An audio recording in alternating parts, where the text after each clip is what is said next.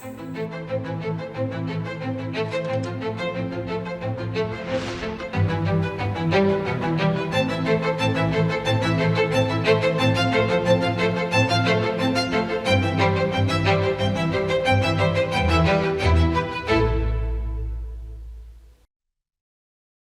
ಪ್ರೀತಿಯ ದೇಶವಾಸಿಗಳೇ, ನಮಸ್ಕಾರ. ಮನ್ ಕಿ ಬಾತ್ ಕಾರ್ಯಕ್ರಮಕ್ಕೆ ನಿಮಗೆ ಸ್ವಾಗತ, ಸುಸ್ವಾಗತ. ಮನ್ ಕಿ ಬಾತ್ ದೇಶ ಮತ್ತು ದೇಶವಾಸಿಗಳ ಸಾಧನೆಗಳನ್ನು ಮುಂದಿಡುವ ಒಂದು ಶಕ್ತಿಯುತ ವೇದಿಕೆಯಾಗಿದೆ. ದೇಶವು ಇಂತಹದ್ದೇ ಒಂದು ಸಾಧನೆಯನ್ನು ಇತ್ತೀಚೆಗೆ ದೆಹಲಿಯಲ್ಲಿ ನಡೆದ ಗ್ಲೋಬಲ್ ಎಐ ಇಂಪ್ಯಾಕ್ಟ್ ಸಮಿಟ್ ಸಂದರ್ಭದಲ್ಲಿ ಕಂಡಿತು. ಹಲವಾರು ದೇಶಗಳ ನಾಯಕರು, ಉದ್ಯಮ ಕ್ಷೇತ್ರದ ನಾಯಕರು, ನವೋನ್ವೇಷಕರು ಮತ್ತು ಸ್ಟಾರ್ಟ್ಅಪ್ ವಲಯಕ್ಕೆ ಸಂಬಂಧಿಸಿದ ಜನರು ಎಐ ಇಂಪ್ಯಾಕ್ಟ್ ಸಮಿಟ್ಗಾಗಿ ಭಾರತ ಮಂಟಪಂನಲ್ಲಿ ಸೇರಿದ್ದರು. ಮುಂಬರುವ ದಿನಗಳಲ್ಲಿ ಜಗತ್ತು ಎಐ ಶಕ್ತಿಯನ್ನು ಹೇಗೆ ಬಳಸಿಕೊಳ್ಳಲಿದೆ ಎಂಬ ನಿಟ್ಟಿನಲ್ಲಿ ಈ ಶೃಂಗಸಭೆಯು ಒಂದು ಮಹತ್ವದ ತಿರುವು ಎಂದು ಸಾಬೀತಾಗಿದೆ. ಈ ಶೃಂಗಸಭೆಯಲ್ಲಿ ನನಗೆ ವಿಶ್ವ ನಾಯಕರು ಮತ್ತು ಟೆಕ್ ಸಿಇಒಗಳನ್ನು ಭೇಟಿಯಾಗುವ ಅವಕಾಶವೂ ಸಿಕ್ಕಿತು.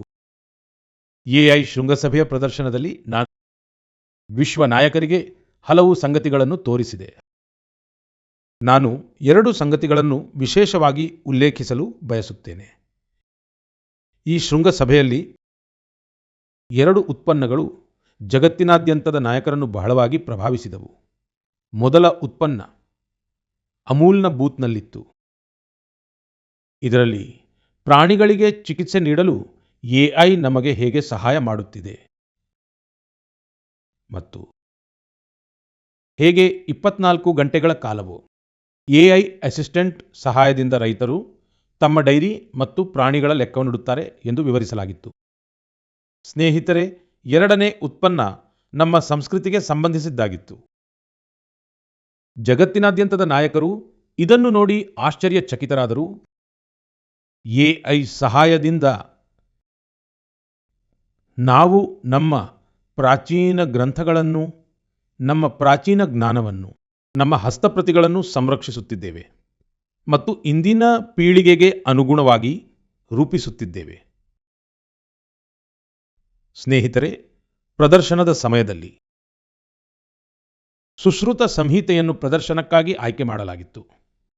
ಮೊದಲ ಹಂತದಲ್ಲಿ ತಂತ್ರಜ್ಞಾನದ ಸಹಾಯದಿಂದ ಹಸ್ತಪ್ರತಿಗಳನ್ನು ಸುಲಭವಾಗಿ ಓದಲು ಸಾಧ್ಯವಾಗುವಂತೆ ಅವುಗಳ ಚಿತ್ರದ ಗುಣಮಟ್ಟವನ್ನು ನಾವು ಹೇಗೆ ಸುಧಾರಿಸುತ್ತಿದ್ದೇವೆ ಎಂಬುದನ್ನು ತೋರಿಸಲಾಯಿತು. 2ನೇ ಹಂತದಲ್ಲಿ ಈ ಚಿತ್ರವನ್ನು ಯಂತ್ರವು ಓದಬಲ್ಲ ಪಠ್ಯವಾಗಿ ಪರಿವರ್ತಿಸಲಾಯಿತು. ಮುಂದಿನ ಹಂತದಲ್ಲಿ ಯಂತ್ರವು ಓದಬಲ್ಲ ಪಠ್ಯವನ್ನು ಒಂದು ಎಐ ಅವತಾರ್ ಓದಿತು ಮತ್ತು ನಂತರದ ಹಂತದಲ್ಲಿ ತಂತ್ರಜ್ಞಾನದ ಮೂಲಕ ಈ ಅಮೂಲ್ಯವಾದ ಭಾರತೀಯ ಜ್ಞಾನವನ್ನು ಭಾರತೀಯ ಮತ್ತು ವಿದೇಶಿ ಭಾಷೆಗಳಿಗೆ ಹೇಗೆ ಅನುವಾದ ಮಾಡಬಹುದು ಎಂಬುದನ್ನು ಸಹ ನಾವು ತೋರಿಸಿದೆವು. ಭಾರತದ ಪ್ರಾಚೀನ ಜ್ಞಾನವನ್ನು ಆಧುನಿಕ ಅವತಾರದ ಮೂಲಕ ತಿಳಿಯಲು ವಿಶ್ವ ನಾಯಕರು ಬಹಳ ಆಸಕ್ತಿ ತೋರಿದರು. ಸ್ನೇಹಿತರೆ, ಈ ಶೃಂಗಸಭೆಯಲ್ಲಿ ಜಗತ್ತು ಎಐ ಕ್ಷೇತ್ರದಲ್ಲಿ ಭಾರತದ ಅದ್ಭುತ ಸಾಮರ್ಥ್ಯಗಳನ್ನು ನೋಡಿದೆ. ಈ ಸಂದರ್ಭದಲ್ಲಿ ಭಾರತವು 3 ಮೇಡ್ ಇನ್ ಇಂಡಿಯಾ ಎಐ ಮಾದರಿಗಳನ್ನು ಸಹ ಬಿಡುಗಡೆ ಮಾಡಿದೆ. ಇದು ಇದುವರೆಗಿನ ಅತಿದೊಡ್ಡ ಎಐ ಶೃಂಗಸಭೆಯಾಗಿದೆ. ಈ ಶೃಂಗಸಭೆಯ ಬಗ್ಗೆ ಯುವ ಜನತೆಗಿದ್ದ ಉತ್ಸಾಹ ಮತ್ತು ಆಸಕ್ತಿ ನಿಜಕ್ಕೂ ಗಮನಾರ್ಹವಾಗಿತ್ತು. ಈ ಶೃಂಗಸಭೆಯ ಯಶಸ್ಸಿಗಾಗಿ ನನ್ನೆಲ್ಲ ದೇಶ ಬಾಂಧವರನ್ನು ನಾನು ಅಭಿನಂದಿಸುತ್ತೇನೆ. ಗೆಳೆಯರೇ, ನಾನು ಯಾವಾಗಲೂ ಹೇಳುತ್ತೇನೆ, ಯಾರು ಆಡುತ್ತಾರೋ ಅವರು ಅರಳುತ್ತಾರೆ. ಕ್ರೀಡೆ ನಮ್ಮನ್ನು ಒಂದುಗೂಡಿಸುತ್ತದೆ. ಇತ್ತೀಚಿನ ದಿನಗಳಲ್ಲಿ ನೀವು T20 ವರ್ಲ್ಡ್ ಕಪ್ ಪಂದ್ಯಗಳನ್ನು ನೋಡುತ್ತಿರಬಹುದು ಮತ್ತು ನನಗೆ ಖಚಿತವಾದ ನಂಬಿಕೆ ಇದೆ. ಪಂದ್ಯಗಳನ್ನು ನೋಡುವಾಗ ಹಲವು ಬಾರಿ ಕಣ್ಣುಗಳು ಯಾವುದೋ ಒಬ್ಬ ವಿಶೇಷ ಆಟಗಾರನ ಮೇಲೆ ನೆಟ್ಟಿರುತ್ತವೆ. ಜರ್ಸಿ ಬೇರೆ ದೇಶದ್ದಾಗಿರುತ್ತದೆ, ಆದರೆ ಹೆಸರು ಕೇಳಿದಾಗ ಅನಿಸುತ್ತದೆ, ಅರೆ, ಇವರು ನಮ್ಮ ದೇಶದವರಲ್ಲವೇ ಎಂದು. ಆಗ ಹೃದಯದ ಯಾವುದೋ ಮೂಲೆಯಲ್ಲಿ ಒಂದು ಸಣ್ಣ ಖುಷಿ ಮೂಡುತ್ತದೆ. ಏಕೆಂದರೆ ಆ ಆಟಗಾರ ಭಾರತೀಯ ಮೂಲದವನಾಗಿರುತ್ತಾನೆ ಮತ್ತು ಅವನು ತನ್ನ ಕುಟುಂಬ ನೆಲೆಸಿರುವ ದೇಶಕ್ಕಾಗಿ ಆಡುತ್ತಿರುತ್ತಾನೆ. ಅವರು ತಮ್ಮ ತಮ್ಮ ದೇಶಗಳ ಜರ್ಸಿ ಧರಿಸಿ ಪೂರ್ಣ ಮನಸ್ಸಿನಿಂದ ಮೈದಾನಕ್ಕಿಳಿಯುತ್ತಾರೆ, ಆ ದೇಶವನ್ನು ಪ್ರತಿನಿಧಿಸುತ್ತಾರೆ. ಕೆನಡಾ ತಂಡದಲ್ಲಿ ಅತಿ ಹೆಚ್ಚು ಭಾರತೀಯ ಮೂಲದ ಆಟಗಾರರಿದ್ದಾರೆ. ತಂಡದ ನಾಯಕ ದಿಲ್ಪ್ರೀತ್ ಬಾಜ್ವಾ ಅವರ ಜನ್ಮ ಪಂಜಾಬಿನ ಗುರುದಾಸ್ಪುರದಲ್ಲಿ ಆಗಿತ್ತು. ನವನೀತ್ ಧಾರಿವಾಲ್ ಚಂಡೀಗಢದವರು. ಈ ಪಟ್ಟಿಯಲ್ಲಿ ಹರ್ಷ್ ಠಾಕೂರ್, ಶ್ರೇಯಸ್ ಮೋವಾ ಅವರಂತಹ ಅನೇಕ ಹೆಸರುಗಳಿವೆ. ಇವರೆಲ್ಲ ಕೆನಡಾದ ಜೊತೆಗೆ ಭಾರತದ ಗೌರವವನ್ನು ಹೆಚ್ಚಿಸುತ್ತಿದ್ದಾರೆ. ಅಮೆರಿಕದ ತಂಡದಲ್ಲಿಯೂ ಭಾರತದ ದೇಶೀಯ ಕ್ರಿಕೆಟ್ನಿಂದ ಬಂದಂತಹ ಅನೇಕ ಮುಖಗಳಿವೆ. ಅಮೆರಿಕನ್ ತಂಡದ ನಾಯಕ ಮೊನಾಂಗ್ ಪಟೇಲ್ ಗುಜರಾತಿನ ಅಂಡರ್ 16 ಮತ್ತು ಅಂಡರ್ 18 ತಂಡಗಳಿಗಾಗಿಯೂ ಆಡಿದ್ದಾರೆ. ಮುಂಬೈನ ಸೌರಭ್, ಹರ್ಮೀತ್ ಸಿಂಗ್, ದೆಹಲಿಯ ಮಿಲಿಂದ್ ಕುಮಾರ್ ಇವರೆಲ್ಲರೂ ಅಮೆರಿಕನ್ ತಂಡದ ಹೆಮ್ಮೆಯಾಗಿದ್ದಾರೆ. ಓಮನ್ ತಂಡದಲ್ಲಿ ಇಂದು ಅನೇಕ ಮುಖಗಳಿವೆ. ಅವರು ಮೊದಲು ಭಾರತದ ಬೇರೆ ಬೇರೆ ರಾಜ್ಯಗಳಲ್ಲಿ ಆಡಿದ್ದಾರೆ. ಜತಿಂದರ್ ಸಿಂಗ್, ವಿನಾಯಕ್ ಶುಕ್ಲಾ, ಕರಣ್, ಜೈ, ಆಶೀಶ್ ಅವರಂತಹ ಆಟಗಾರರು ಓಮನ್ ಕ್ರಿಕೆಟ್ನ ಬಲವಾದ ಕೊಂಡಿಯಾಗಿದ್ದಾರೆ. ನ್ಯೂಜಿಲೆಂಡ್, ಯುಎಇ ಮತ್ತು ಇಟಲಿ ತಂಡಗಳಲ್ಲಿಯೂ ಭಾರತೀಯ ಮೂಲದ ಆಟಗಾರರು ತಮ್ಮ ಸ್ಥಾನವನ್ನು ಗಳಿಸಿಕೊಳ್ಳುತ್ತಿದ್ದಾರೆ. ಹೀಗೆ ಎಷ್ಟೋ ಭಾರತೀಯ ಮೂಲದ ಆಟಗಾರರು ತಮ್ಮ ದೇಶದ ಗೌರವವನ್ನು ಹೆಚ್ಚಿಸುತ್ತಿದ್ದಾರೆ, ಅಲ್ಲಿನ ಯುವಕರಿಗೆ ಪ್ರೇರಣೆಯಾಗುತ್ತಿದ್ದಾರೆ. ಇದೇ ಅಲ್ಲವೇ ಭಾರತೀಯತೆ ವಿಶೇಷತೆ. ಭಾರತೀಯರು ಎಲ್ಲಿಗೆ ಹೋದರೂ ತಮ್ಮ ಮಾತೃಭೂಮಿಯ ಬೇರುಗಳೊಂದಿಗೆ ಸಂಪರ್ಕದಲ್ಲಿರುತ್ತಾರೆ ಮತ್ತು ತಮ್ಮ ಕರ್ಮಭೂಮಿ ಅಂದರೆ ತಾವು ವಾಸಿಸುವ ದೇಶದ ಅಭಿವೃದ್ಧಿಗೂ ಸಹಕರಿಸುತ್ತಾರೆ. ನನ್ನ ಪ್ರೀತಿಯ ದೇಶವಾಸಿಗಳೇ, ಯಾವುದೇ ತಂದೆ ತಾಯಿಗೆ ತಮ್ಮ ಮಗುವನ್ನು ಕಳೆದುಕೊಳ್ಳುವುದಕ್ಕಿಂತ ದೊಡ್ಡ ದುಃಖ ಬೇರೊಂದಿರಲು ಸಾಧ್ಯವಿಲ್ಲ. ಸಣ್ಣ ಮಗುವನ್ನು ಕಳೆದುಕೊಳ್ಳುವ ದುಃಖವಂತೂ ಇನ್ನೂ ಆಳವಾಗಿರುತ್ತದೆ. ಕೆಲವೇ ದಿನಗಳ ಹಿಂದೆ ನಾವು ಕೇರಳದ ಒಬ್ಬ ಪುಟ್ಟ ಮುಗ್ಧೆ ಆಲಿನ್ ಶೆರಿನ್ ಅಬ್ರಹಾಂ ಅವರನ್ನು ಕಳೆದುಕೊಂಡಿದ್ದೇವೆ. ಕೇವಲ 10 ತಿಂಗಳುಗಳಲ್ಲಿ ಆಕೆ ಈ ಜಗತ್ತನ್ನು ಬಿಟ್ಟು ಹೋದಳು. ಕಲ್ಪಿಸಿಕೊಳ್ಳಿ, ಆಕೆಯ ಮುಂದೆ ಇಡೀ ಜೀವನವಿತ್ತು. ಅದು ಇದ್ದಕ್ಕಿದ್ದಂತೆ ಕೊನೆಗೊಂಡಿತು. ಎಷ್ಟೋ ಕನಸುಗಳು ಮತ್ತು ಸಂತೋಷಗಳು ಅಪೂರ್ಣವಾಗಿ ಉಳಿದವು. ಆಕೆಯ ಪೋಷಕರು ಯಾವ ನೋವನ್ನು ಅನುಭವಿಸುತ್ತಿದ್ದಾರೋ ಅದನ್ನು ಶಬ್ದಗಳಲ್ಲಿ ವ್ಯಕ್ತಪಡಿಸಲು ಸಾಧ್ಯವಿಲ್ಲ. ಆದರೆ ಇಷ್ಟು ಆಳವಾದ ನೋವಿನ ನಡುವೆಯೂ ಆಲಿನ್ ಅವರ ತಂದೆ ಅರುಣ್ ಅಬ್ರಹಾಂ ಮತ್ತು ತಾಯಿ ಶೆರಿನ್ ಅವರು ಪ್ರತಿಯೊಬ್ಬ ದೇಶವಾಸಿಯ ಹೃದಯದಲ್ಲಿ ಅವರ ಬಗ್ಗೆ ಗೌರವ ಹುಟ್ಟುವಂತಹ ಒಂದು ನಿರ್ಧಾರವನ್ನು ತೆಗೆದುಕೊಂಡರು. ಅವರು ಆಲಿನ್ ಅವರ ಅಂಗಾಂಗಗಳನ್ನು ದಾನ ಮಾಡುವ ನಿರ್ಧಾರ ಮಾಡಿದರು. ಈ ಒಂದು ನಿರ್ಧಾರದಿಂದ ಅವರ ಯೋಚನೆ ಎಷ್ಟು ದೊಡ್ಡದು ಮತ್ತು ವ್ಯಕ್ತಿತ್ವ ಎಷ್ಟು ವಿಶಾಲವಾದುದು ಎಂದು ತಿಳಿಯುತ್ತದೆ. ಒಂದೆಡೆ ಅವರು ತಮ್ಮ ಮಗಳನ್ನು ಕಳೆದುಕೊಂಡ ದುಃಖದಲ್ಲಿದ್ದರು, ಮತ್ತೊಂದೆಡೆ ಇತರರಿಗೆ ಸಹಾಯ ಮಾಡುವ ಭಾವನೆ ಅವರಲ್ಲಿ ತುಂಬಿತ್ತು. ಅವರು ಬಯಸಿದ್ದರು ಯಾವುದೇ ಕುಟುಂಬಕ್ಕೆ ಇಂತಹ ದಿನ ಬಾರದಿರಲಿ ಎಂದು. ಆಲಿನ್ ಶೈರಿನ್ ಅಬ್ರಹಾಂ ಇಂದು ನಮ್ಮ ನಡುವೆ ಇಲ್ಲ, ಆದರೆ ಅವರ ಹೆಸರು ದೇಶದ ಅತಿ ಕಿರಿಯ ವಯಸ್ಸಿನ ಅಂಗಾಂಗ ದಾನಿಗಳ ಪಟ್ಟಿಯಲ್ಲಿ ಸೇರಿದೆ. ಸ್ನೇಹಿತರೆ, ಇತ್ತೀಚಿನ ದಿನಗಳಲ್ಲಿ ಭಾರತದಲ್ಲಿ ಅಂಗಾಂಗ ದಾನದ ಬಗ್ಗೆ ಜಾಗೃತಿ ನಿರಂತರವಾಗಿ ಹೆಚ್ಚುತ್ತಿದೆ. ಇದರಿಂದ ಅಗತ್ಯ ಯಾರಿಗಿದೆಯೋ ಅವರಿಗೆ ಸಹಾಯವಾಗುತ್ತಿದೆ. ಇದರೊಂದಿಗೆ ದೇಶದಲ್ಲಿ ವೈದ್ಯಕೀಯ ಸಂಶೋಧನೆಗೂ ಸಹ ಬಲ ಸಿಗುತ್ತಿದೆ. ಈ ನಿಟ್ಟಿನಲ್ಲಿ ಅನೇಕ ಸಂಸ್ಥೆಗಳು ಮತ್ತು ಜನರು ಅಸಾಧಾರಣ ಕಾರ್ಯಗಳನ್ನು ಮಾಡುತ್ತಿದ್ದಾರೆ. ಸ್ನೇಹಿತರೆ, ಕೇರಳದ ಆಲಿಂ ಅವರಂತೆಯೇ ಇನ್ನೂ ಅನೇಕ ಜನರಿದ್ದಾರೆ. ಅವರು ಅಂಗಾಂಗ ದಾನದ ಮೂಲಕ ಯಾರಿಗೋ ಮರುಜೀವ ನೀಡಿದ್ದಾರೆ. ಉದಾಹರಣೆಗೆ ದೆಹಲಿಯ ಲಕ್ಷ್ಮೀದೇವಿಯವರು ಕಳೆದ ವರ್ಷ ಕೇದಾರನಾಥ ಯಾತ್ರೆ ಮಾಡಿದ್ದರು. ಇದಕ್ಕಾಗಿ ಅವರು 14 ಕಿಲೋಮೀಟರ್ ಟ್ರೆಕ್ಕಿಂಗ್ ಮಾಡಬೇಕಾಯಿತು. ಹೃದಯ ಕಸಿ ಆದ ನಂತರ ಅವರು ಈ ಪ್ರಯಾಣವನ್ನು ಕೈಗೊಂಡಿದ್ದಾರೆ ಎಂದು ತಿಳಿದರೆ ನಿಮಗೆ ಆಶ್ಚರ್ಯವಾಗಬಹುದು. ಅವರ ಹೃದಯವು ಕೇವಲ 15% ಮಾತ್ರ ಕಾರ್ಯನಿರ್ವಹಿಸುತ್ತಿತ್ತು. ಅಂತಹ ಸಮಯದಲ್ಲಿ ಮರಣ ಹೊಂದಿದ ದಾನಿಯೊಬ್ಬರ ಹೃದಯ ಅವರಿಗೆ ದೊರೆಯಿತು. ಇದರ ನಂತರ ಅವರ ಜೀವನವೇ ಬದಲಾಯಿತು. ಪಶ್ಚಿಮ ಬಂಗಾಳದ ಗೌರಾಂಗ್ ಬ್ಯಾನರ್ಜಿ ಅವರು 2 ಬಾರಿ ನಾಥುಲಾಗೆ ಹೋಗಿದ್ದಾರೆ. ಇದು ಸಮುದ್ರ ಮಟ್ಟದಿಂದ 14,000 ಅಡಿ ಎತ್ತರದಲ್ಲಿದೆ ಮತ್ತು ವಿಶೇಷವೆಂದರೆ ಅವರು ಈ ಸಾಧನೆಯನ್ನು ಲಂಗ್ ಟ್ರಾನ್ಸ್ಪ್ಲಾಂಟ್ ನಂತರ ಸಾಧಿಸಿದ್ದಾರೆ.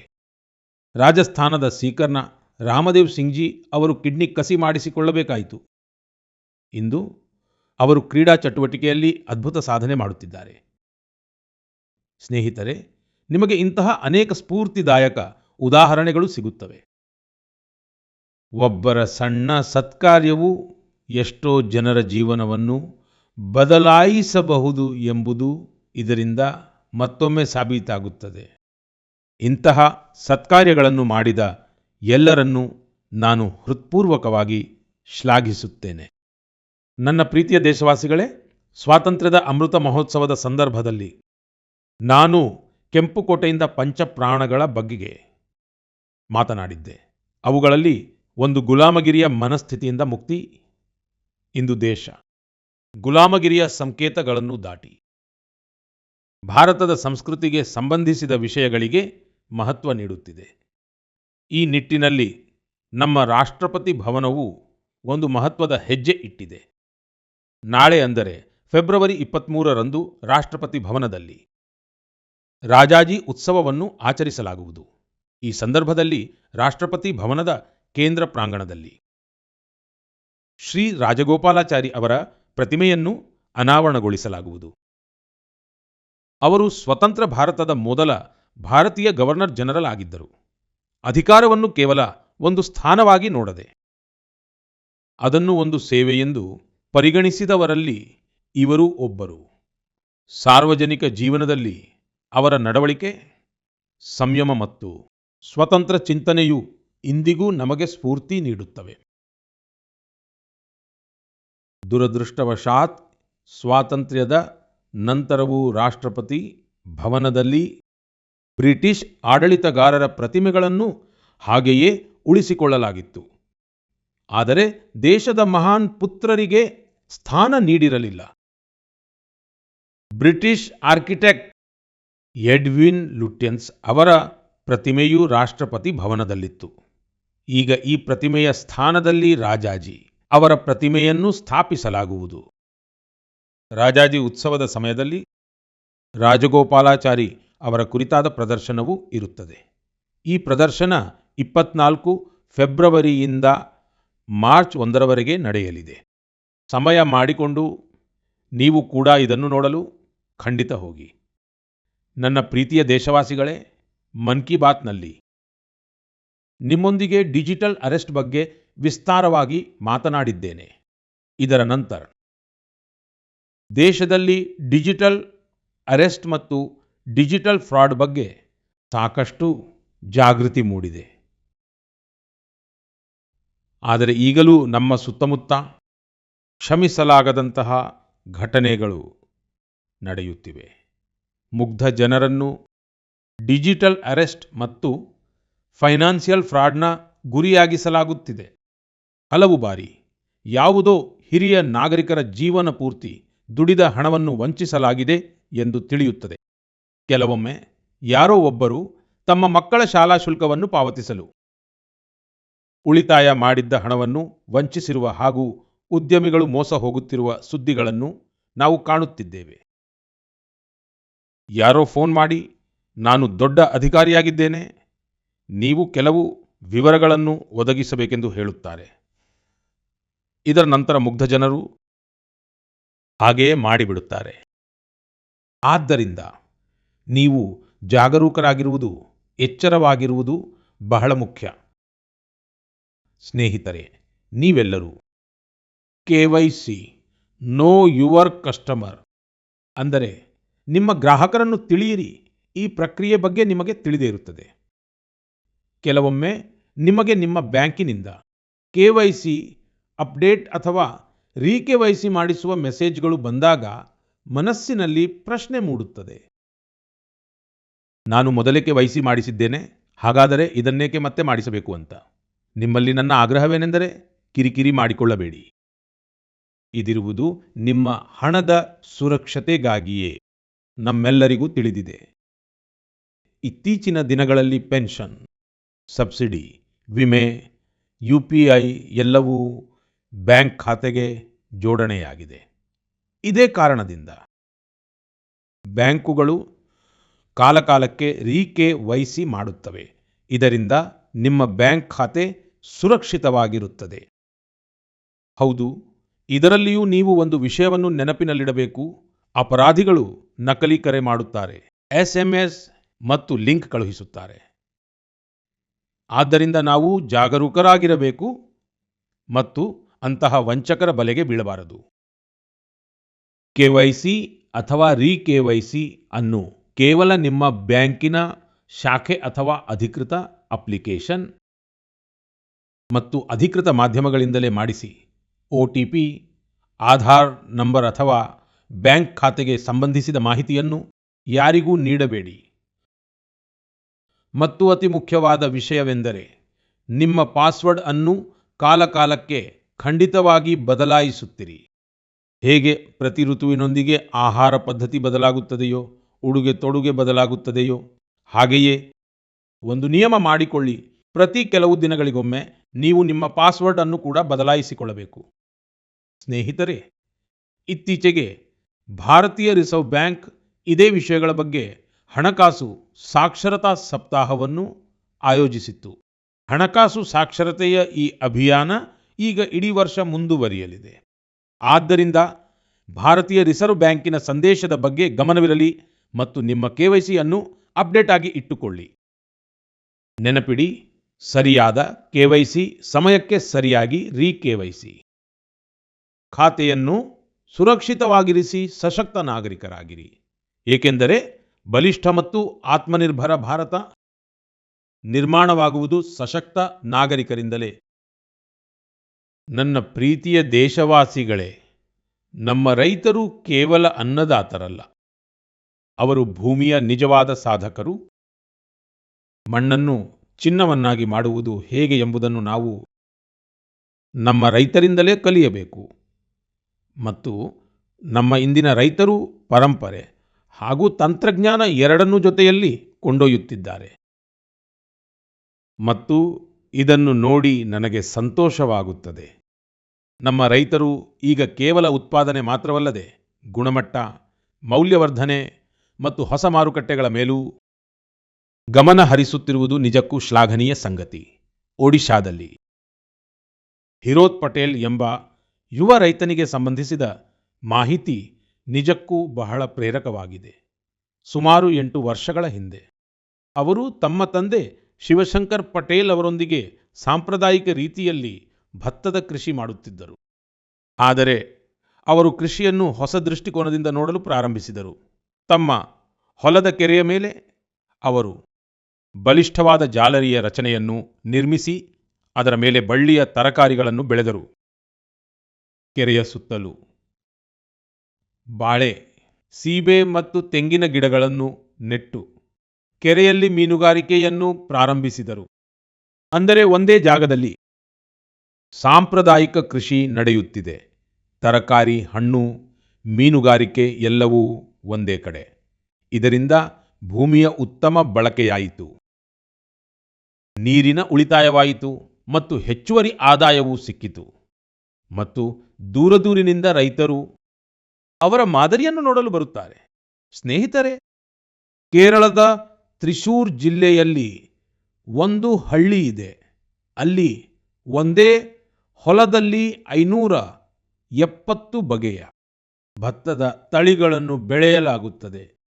ಇದರಲ್ಲಿ ಸ್ಥಳೀಯ ತಳಿಗಳೂ ಇವೆ, ಹರ್ಬಲ್ ತಳಿಗಳೂ ಇವೆ ಮತ್ತು ಬೇರೆ ರಾಜ್ಯಗಳ ತಳಿಗಳೂ ಇದರಲ್ಲಿ ಸೇರಿವೆ. ಇದು ಕೇವಲ ಕೃಷಿಯಲ್ಲ, ಬೀಜಗಳ ಪರಂಪರೆಯನ್ನು ಉಳಿಸುವ ಮಹಾ ಅಭಿಯಾನವಾಗಿದೆ. ನಮ್ಮ ರೈತರ ಶ್ರಮದ ಪರಿಣಾಮ ಅಂಕಿಅಂಶಗಳಲ್ಲೂ ಕಾಣುತ್ತಿದೆ. ಭಾರತ ಇಂದು ವಿಶ್ವದ ಅತಿ ದೊಡ್ಡ ಅಕ್ಕಿ ಉತ್ಪಾದಕ ದೇಶವಾಗಿ ಹೊರಹೊಮ್ಮಿದೆ. 15 ಕೋಟಿ ಟನ್ಗಿಂತ ಹೆಚ್ಚು ಅಕ್ಕಿ ಉತ್ಪಾದನೆ ಇದು ಸಣ್ಣ ಸಾಧನೆಯಲ್ಲ. ನಾವು ನಮ್ಮ ಅಗತ್ಯಗಳನ್ನು ಪೂರೈಸಿಕೊಳ್ಳುತ್ತಿದ್ದೇವೆ ಮತ್ತು ವಿಶ್ವದ ಆಹಾರ ಬುಟ್ಟಿಗೆ ಕೊಡುಗೆಯನ್ನು ನೀಡುತ್ತಿದ್ದೇವೆ. ಸ್ನೇಹಿತರೆ, ಈಗಂತೂ ಕೃಷಿ ಉತ್ಪನ್ನಗಳು ವಾಯುಮಾರ್ಗದ ಮೂಲಕವೂ ಹೆಚ್ಚು ಸುಲಭವಾಗಿ ವಿದೇಶಗಳನ್ನು ತಲುಪುತ್ತಿವೆ. ಕರ್ನಾಟಕದ ನಂಜನಗೂಡಿನ ರಸಬಾಳೆ, ಮೈಸೂರು ವೀಳ್ಯದೆಲೆ ಮತ್ತು ಇಂಡಿ ನಿಂಬೆಹಣ್ಣನ್ನು ಮಾಲ್ಡೀವ್ಸ್ಗೆ ಕಳುಹಿಸಲಾಯಿತು. ಈ ಉತ್ಪನ್ನಗಳು ತಮ್ಮ ರುಚಿ ಮತ್ತು ಗುಣಮಟ್ಟಕ್ಕೆ ಹೆಸರುವಾಸಿಯಾಗಿವೆ ಮತ್ತು ಇವುಗಳಿಗೆ ಜಿಐ ಟ್ಯಾಗ್ ಕೂಡ ಸಿಕ್ಕಿದೆ. ಇಂದಿನ ರೈತ ಗುಣಮಟ್ಟವನ್ನು ಬಯಸುತ್ತಾನೆ, ಪ್ರಮಾಣವನ್ನು ಹೆಚ್ಚಿಸುತ್ತಿದ್ದಾನೆ ಮತ್ತು ತನ್ನದೇ ಆದ ಗುರುತನ್ನು ಮೂಡಿಸುತ್ತಿದ್ದಾನೆ. ನನ್ನ ಪ್ರೀತಿಯ ದೇಶ ಬಾಂಧವರೇ, ಕಳೆದ ವರ್ಷ ಇದೇ ಸಮಯದಲ್ಲಿ ಮಹಾಕುಂಭದ ಅದ್ಭುತ ಚಿತ್ರಗಳು ನಿಮಗೆ ಖಂಡಿತ ನೆನಪಿರಬಹುದು. ಸಂಗಮದ ತಟದಲ್ಲಿ ಉಕ್ಕಿ ಹರಿಯುತ್ತಿದ್ದ ಜನಸಾಗರ, ನಂಬಿಕೆಯ ಅಪಾರ ಪ್ರವಾಹ ಮತ್ತು ಸ್ನಾನದ ಆ ಪಾವನ ಕ್ಷಣದಲ್ಲಿ ಭಾರತವು ತನ್ನ ಸನಾತನ ಚೇತನದೊಂದಿಗೆ ಮುಖಾಮುಖಿಯಾಗುತ್ತಿರುವಂತಿತ್ತು. ಸ್ನೇಹಿತರೆ, ಮಹಾಕುಂಭದ ಅದೇ ಧಾರೆ, ಅದೇ ಮಾಘ ಮಾಸ, ಅದೇ ಶ್ರದ್ಧೆಯ ಸ್ವರವು ಉತ್ತರದಿಂದ ದಕ್ಷಿಣದ ಕಡೆಗೆ ಸಾಗಿದಾಗ ಅದು ಹೊಸ ಗುರುತನ್ನು ಪಡೆದುಕೊಳ್ಳುತ್ತದೆ. ಸ್ನೇಹಿತರೆ, ಕೇರಳದ ನೆಲದಲ್ಲಿ ಭಾರತ ಪೂಜಾ ನದಿಯ ದಡದಲ್ಲಿ ತಿರುನಾವಾಯದಲ್ಲಿ ಶತಮಾನಗಳಷ್ಟು ಹಳೆಯದಾದ ಒಂದು ಸಂಪ್ರದಾಯವಿದೆ. ಅದೇ ಮಾಮಾಂಗಂ. ಇದನ್ನು ಅನೇಕರು ಮಹಾಮಾಘ ಮಹೋತ್ಸವ ಅಥವಾ ಕೇರಳ ಕುಂಭ ಎಂದು ಕರೆಯುತ್ತಾರೆ. ಮಾಘ ಮಾಸದಲ್ಲಿ ಪವಿತ್ರ ನದಿಯಲ್ಲಿ ಸ್ನಾನ ಮಾಡುವುದು ಮತ್ತು ಆ ಕ್ಷಣವನ್ನು ಜೀವನದ ಅಳಿಸಲಾಗದ ನೆನಪಾಗಿಸಿಕೊಳ್ಳುವುದು, ಇದೇ ಇದರ ಆತ್ಮವಾಗಿದೆ. ಕಾಲಕ್ರಮೇಣ ಈ ಸಂಪ್ರದಾಯವು ಮರೆಯಾಗಿ ಹೋಗಿತ್ತು. ಸುಮಾರು 250 ವರ್ಷಗಳ ಕಾಲ ಈ ಕಾರ್ಯಕ್ರಮವು ಹಿಂದಿನಂತೆ ಅದೇ ಭವ್ಯತೆಯಿಂದ ನಡೆಯಲಿಲ್ಲ. ಆದರೆ ಇಂದು ತಮ್ಮ ಪರಂಪರೆಯನ್ನು ಮತ್ತೆ ಗುರುತಿಸಿಕೊಳ್ಳುತ್ತಿರುವ ನಮ್ಮ ದೇಶದಲ್ಲಿ ಇತಿಹಾಸವು ಮತ್ತೆ ಒಂದು ತಿರುವು ಪಡೆದಿದೆ. ಈ ಬಾರಿ ಯಾವುದೇ ದೊಡ್ಡ ಘೋಷಣೆಗಳಿಲ್ಲದೆಯೇ ಕೇರಳ ಕುಂಭವನ್ನು ಯಶಸ್ವಿಯಾಗಿ ಆಯೋಜಿಸಲಾಯಿತು. ಜನರು ಇದರ ಬಗ್ಗೆ ಒಬ್ಬರಿಂದೊಬ್ಬರಿಗೆ ತಿಳಿಸಿದರು. ಕಿವಿಯಿಂದ ಕಿವಿಗೆ ಮಾತು ಹರಡಿತು ಮತ್ತು ನೋಡುತ್ತಿದ್ದಂತೆಯೇ ಶ್ರದ್ಧಾಳುಗಳು ತಿರುನಾವಾಯ ತಲುಪತೊಡಗಿದರು. ಸ್ನೇಹಿತರೆ, ಅದು ಮಹಾಕುಂಭವೇ ಆಗಿರಲಿ ಅಥವಾ ಕೇರಳ ಕುಂಭವೇ ಆಗಿರಲಿ, ಅದು ಕೇವಲ ಧಾರ್ಮಿಕ ಸ್ನಾನದ ಹಬ್ಬವಲ್ಲ, ಅದು ಸ್ಮೃತಿಯ ಜಾಗೃತಿಯಾಗಿದೆ. ಅದು ಸಂಸ್ಕೃತಿಯ ಪುನರ್ಸ್ಮರಣೆಯಾಗಿದೆ. ಉತ್ತರದಿಂದ ದಕ್ಷಿಣದವರೆಗೆ ನದಿಗಳು ಬೇರೆಯಾಗಿರಬಹುದು, ದಡಗಳು ಬೇರೆಯಾಗಿರಬಹುದು, ಆದರೆ ಆಸ್ಥೆಯ ಪ್ರವಾಹ ಒಂದೇ ಆಗಿದೆ. ಇದೇ ಭಾರತ. ಸ್ನೇಹಿತರೆ, ನಮ್ಮ ದೇಶದಲ್ಲಿ ಸಮಾಜದ ಕಲ್ಯಾಣಕ್ಕಾಗಿ ಶ್ರಮಿಸಿದ ಮಹನೀಯರು ಮತ್ತು ತಮ್ಮ ಉದಾತ್ತ ಕಾರ್ಯಗಳಲ್ಲಿ ಜನಹಿತಕ್ಕೆ ಮೊದಲ ಆದ್ಯತೆ ನೀಡಿದಂತಹ ಗುಣಸಂಪನ್ನ ವ್ಯಕ್ತಿಗಳು ಯಾವಾಗಲೂ ಜನರ ಹೃದಯದಲ್ಲಿ ನೆಲೆಸಿರುತ್ತಾರೆ. ಅಮ್ಮ ಜಯಲಲಿತಾ ಅವರು ಅಂತಹದ್ದೇ ಒಬ್ಬ ಜನಪ್ರಿಯ ನಾಯಕಿಯಾಗಿದ್ದರು. ಫೆಬ್ರವರಿ 24ರಂದು ಅವರ ಜನ್ಮದಿನದ ಸುಸಂದರ್ಭವಿದೆ. ತಮಿಳುನಾಡಿನ ಜನರಿಗೆ ಅವರ ಮೇಲಿದ್ದ ಪ್ರೀತಿ ಎಷ್ಟೊಂದು ಗಾಢವಾಗಿತ್ತು ಎಂದರೆ ಅದು ನನಗೆ ಇಂದಿಗೂ ರಾಜ್ಯ ಪ್ರವಾಸದ ವೇಳೆ ಕಾಣಿಸುತ್ತದೆ. ಅಮ್ಮ ಜಯಲಲಿತಾ ಅವರ ಹೆಸರನ್ನು ಉಲ್ಲೇಖಿಸಿದ ತಕ್ಷಣ ತಮಿಳುನಾಡಿನ ಜನರ ಮುಖ ಅರಳುತ್ತದೆ. ಅವರೊಂದಿಗೆ ನಮ್ಮ ನಾರಿ ಶಕ್ತಿಯ ಸಂಬಂಧವು ಇನ್ನಷ್ಟು ವಿಶೇಷವಾದುದಾಗಿದೆ. ಇದಕ್ಕೆ ಕಾರಣವೇನೆಂದರೆ ಅವರು ಅಧಿಕಾರದಲ್ಲಿದ್ದಾಗ ತಾಯಂದಿರು, ಸಹೋದರಿಯರು ಮತ್ತು ಹೆಣ್ಣು ಮಕ್ಕಳಿಗಾಗಿ ಅನೇಕ ಶ್ಲಾಘನೀಯ ಪ್ರಯತ್ನಗಳನ್ನು ಮಾಡಿದ್ದರು. ರಾಜ್ಯದಲ್ಲಿ ಕಾನೂನು ಸುವ್ಯವಸ್ಥೆಯನ್ನು ಸುಸ್ಥಿತಿಯಲ್ಲಿಡಲು ಕೂಡ ಅವರು ಬಹಳ ದೃಢವಾದ ಹೆಜ್ಜೆಗಳನ್ನಿಟ್ಟಿದ್ದರು. ದೇಶಭಕ್ತಿಯ ಭಾವನೆ ಅವರಲ್ಲಿ ಮನೆ ಮಾಡಿತ್ತು. ಇದರೊಂದಿಗೆ ಭಾರತದ ಸಾಂಸ್ಕೃತಿಕ ಪರಂಪರೆಯ ಬಗ್ಗೆ ಅವರಿಗೆ ಬಹಳ ಹೆಮ್ಮೆಯಿತ್ತು. ಅಮ್ಮ ಜಯಲಲಿತಾ ಅವರೊಂದಿಗಿನ ಪ್ರತಿಯೊಂದು ಭೇಟಿ, ಪ್ರತಿಯೊಂದು ಮಾತುಕತೆ ನನ್ನ ಮನಸ್ಸಿನಲ್ಲಿ ಇಂದಿಗೂ ಹಚ್ಚ ಹಸಿರಾಗಿದೆ. ಅವರು ಗುಜರಾತ್ನಲ್ಲಿ 2002 ಮತ್ತು 2012ರಲ್ಲಿ ನಡೆದ ನನ್ನ 2 ಪ್ರಮಾಣವಚನ ಸ್ವೀಕಾರ ಸಮಾರಂಭಗಳಲ್ಲಿಯೂ ಭಾಗವಹಿಸಿದ್ದರು. ನಾವಿಬ್ಬರೂ ನಮ್ಮ ರಾಜ್ಯಗಳಲ್ಲಿ ಮುಖ್ಯಮಂತ್ರಿಗಳಾಗಿದ್ದಾಗ ಉತ್ತಮ ಆಡಳಿತದಂತಹ ವಿಷಯಗಳ ಬಗ್ಗೆ ನಮ್ಮ ನಡುವೆ ಆಗಾಗ ಮಾತುಕತೆ ನಡೆಯುತ್ತಿತ್ತು. ಅವರ ಯೋಚನೆಗಳು ಸಂಪೂರ್ಣವಾಗಿ ಸ್ಪಷ್ಟವಾಗಿದ್ದವು ಮತ್ತು ವಿಚಾರಗಳು ಬಹಳ ನಿಖರವಾಗಿದ್ದವು. ಇದು ಅವರ ಒಂದು ದೊಡ್ಡ ವಿಶೇಷತೆಯಾಗಿತ್ತು. ಹಲವು ವರ್ಷಗಳ ಹಿಂದೆ ಅವರು ಪೊಂಗಲ್ನ ಪವಿತ್ರ ಸಂದರ್ಭದಲ್ಲಿ ನನ್ನನ್ನು ಭೋಜನಕ್ಕಾಗಿ ಚೆನ್ನೈಗೆ ಆಹ್ವಾನಿಸಿದ್ದರು. ಪ್ರೀತಿ ತುಂಬಿದ ಅವರ ಆ ಭಾವನೆ ನನಗೆ ಅವಿಸ್ಮರಣೀಯವಾಗಿರುತ್ತದೆ. ಮತ್ತೊಮ್ಮೆ ನಾನು ಅವರಿಗೆ ವಿನಮ್ರ ಶ್ರದ್ಧಾಂಜಲಿಯನ್ನು ಅರ್ಪಿಸುತ್ತೇನೆ. ಜಯಲಲಿತಾ ಅವರ್ಗಳಕ್ಕ ಏನ್ ನಿನೈವಾಂಜಲಿಗಳ ಸಮುದಾಯத்திற்கு அவர் அற்றிய சேவை என்றும் நினைவில் இருக்கும். ಪ್ರೀತಿಯ ದೇಶವಾಸಿಗಳೇ, ಈಗ ನಾನು ನಮ್ಮ ಪ್ರೀತಿಯ ಪುಟ್ಟ ಪ್ರತಿಭಾವಂತ ಮಕ್ಕಳೊಂದಿಗೆ ಮಾತನಾಡುತ್ತೇನೆ. ಸದ್ಯಕ್ಕೆ ತಮ್ಮ ಪರೀಕ್ಷೆಗಳನ್ನು ಬರೆಯುತ್ತಿರುವ ಮಕ್ಕಳೊಂದಿಗೆ. ನೀವು ಈ ತಿಂಗಳ ಆರಂಭದಲ್ಲಿ ಪರೀಕ್ಷಾ ಪೇ ಚರ್ಚಾ ಕಾರ್ಯಕ್ರಮವನ್ನು ನೋಡಿರುತ್ತೀರಿ ಮತ್ತು ಅದರಿಂದ ಕೆಲವು ವಿಷಯಗಳನ್ನು ಕಲಿತಿರುತ್ತೀರಿ ಎಂದು ನಾನು ಭಾವಿಸುತ್ತೇನೆ. ಆದರೂ ನಾನು ಕೇಳುತ್ತಿದ್ದೇನೆ, ನಿಮ್ಮ ಓದಿನ ಬಗ್ಗೆ ನೀವು ಅತಿಯಾದ ಆತಂಕ ಮಾಡಿಕೊಳ್ಳುತ್ತಿಲ್ಲ ತಾನೆ? ನನ್ನ ಪ್ರೀತಿಯ ಮಕ್ಕಳೇ, ನೀವಂತೂ ಪರೀಕ್ಷಾ ಯೋಧರು. ನನಗೆ ವಿಶ್ವಾಸವಿದೆ, ನೀವೆಲ್ಲರೂ ಪೂರ್ಣ ಮನಸ್ಸಿನಿಂದ ಪರೀಕ್ಷೆಯ ಸಿದ್ಧತೆಯಲ್ಲಿ ತೊಡಗಿದ್ದೀರಿ. ಹೌದು, ಇಂತಹ ಸಮಯದಲ್ಲಿ ಮನಸ್ಸಿನಲ್ಲಿ ಸ್ವಲ್ಪ ಅನುಮಾನ ಬರುವುದು ಸಹಜ. ಕೆಲವೊಮ್ಮೆ ಅನಿಸುತ್ತದೆ, ಎಲ್ಲವೂ ನೆನಪಿನಲ್ಲಿರುತ್ತದೆಯೋ ಇಲ್ಲವೋ, ಕೆಲವೊಮ್ಮೆ ಸಮಯ ಸಾಕಾಗುವುದಿಲ್ಲವೋ ಏನೋ ಎಂದು ಅನಿಸುತ್ತದೆ. ಈ ಭಾವನೆಯನ್ನು ಪ್ರತಿ ಪೀಳಿಗೆಯ ಮಕ್ಕಳು ಅನುಭವಿಸಿದ್ದಾರೆ. ನೀವು ಒಬ್ಬರೇ ಅಲ್ಲ ಎಂಬುದನ್ನು ನೆನಪಿಡಿ. ನಿಮ್ಮ ಮೌಲ್ಯವು ನಿಮ್ಮ ಅಂಕಪಟ್ಟಿಯಿಂದ ನಿರ್ಧಾರವಾಗುವುದಿಲ್ಲ. ಆದ್ದರಿಂದ ನಿಮ್ಮ ಮೇಲೆ ನಂಬಿಕೆ ಇಡಿ. ಏನು ಓದಿದ್ದೀರೋ ಅದನ್ನು ಪೂರ್ಣ ಮನಸ್ಸಿನಿಂದ ಬರೆಯಿರಿ. ಮತ್ತು ಯಾವುದು ಗೊತ್ತಿಲ್ಲವೋ ಆ ಒಂದು ಪ್ರಶ್ನೆಯು ನಿಮ್ಮ ಮನಸ್ಸಿನ ಮೇಲೆ ಪ್ರಭಾವ ಬೀರಲು ಬಿಡಬೇಡಿ. ಮತ್ತೊಂದು ಮಾತು ನೆನಪಿನಲ್ಲಿರಲಿ, ನಿಮ್ಮ ತಂದೆ ತಾಯಿ ಮತ್ತು ಶಿಕ್ಷಕರೊಂದಿಗೆ ಮಾತನಾಡುತ್ತಾ ಇರಿ. ಅವರು ನಿಮ್ಮ ಅಂಕಗಳಿಂದಲ್ಲ, ನಿಮ್ಮ ಪ್ರಯತ್ನದಿಂದ ನಿಮ್ಮನ್ನು ಗುರುತಿಸುತ್ತಾರೆ. ನಿಮ್ಮ ಪರಿಶ್ರಮದಿಂದ ಸಂತೋಷ ಪಡುತ್ತಾರೆ. ನನಗೆ ಪೂರ್ಣ ಭರವಸೆ ಇದೆ, ನೀವು ಪರೀಕ್ಷೆಯಲ್ಲೂ ಯಶಸ್ವಿಯಾಗುತ್ತೀರಿ ಮತ್ತು ನಿಮ್ಮ ಜೀವನದಲ್ಲೂ ಯಶಸ್ಸಿನ ಹೊಸ ಎತ್ತರವನ್ನು ತಲುಪುತ್ತೀರಿ. ಸ್ನೇಹಿತರೆ, ಈ ದಿನಗಳಲ್ಲಿ ರಂಜಾನ್ ನಡೆಯುತ್ತಿದೆ. ನಾನು ಈ ಪವಿತ್ರ ತಿಂಗಳಿಗಾಗಿ ಎಲ್ಲರಿಗೂ ಶುಭಾಶಯಗಳನ್ನು ಕೋರುತ್ತೇನೆ. ಇನ್ನು ಕೆಲವೇ ದಿನಗಳಲ್ಲಿ ಹೋಳಿ ಹಬ್ಬವೂ ಬರುತ್ತಿದೆ. ಅಂದರೆ ಬಣ್ಣ, ಗುಲಾಲ್ ಮತ್ತು ನಗು, ಖುಷಿಯಿಂದ ತುಂಬಿದ ಸಮಯ ಆಗಮಿಸಲಿದೆ. ನೀವೆಲ್ಲರೂ ನಿಮ್ಮ ಕುಟುಂಬ ಮತ್ತು ಪ್ರೀತಿಪಾತ್ರರ ಜೊತೆ ಖುಷಿಯಿಂದ ಹಬ್ಬಗಳನ್ನು ಆಚರಿಸಿ ಮತ್ತು ಕೆಲವು ಮಂತ್ರಗಳನ್ನು ಯಾವಾಗಲೂ ನೆನಪಿಡಿ.